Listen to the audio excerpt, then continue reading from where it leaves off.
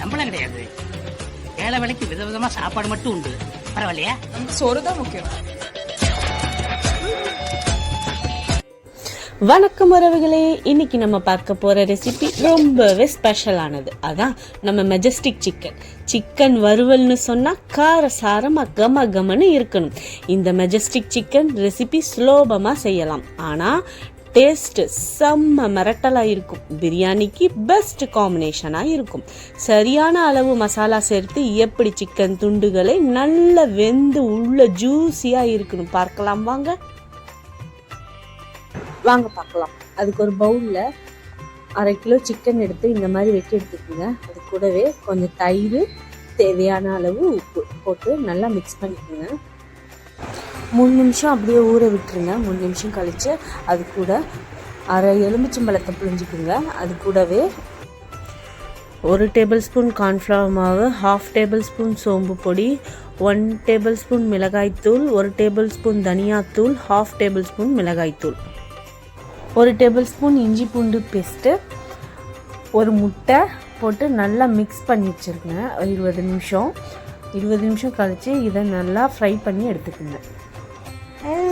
அடுத்து ஒரு கடாய் எடுத்துக்கோங்க. கடாயில் எண்ணெய் நல்லா காஞ்சதோ 5 பல்லு பூண்டை நல்லா நறுக்கி போட்டுக்குங்க. அது கூடவே 2 பச்சை மிளகாவும் போட்டுக்குங்க.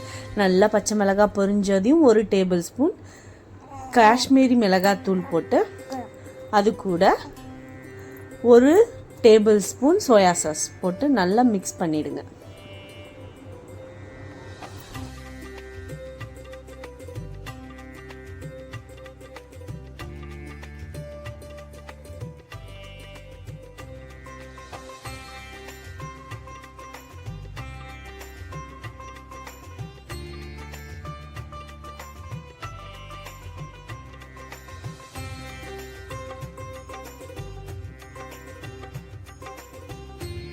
நல்லா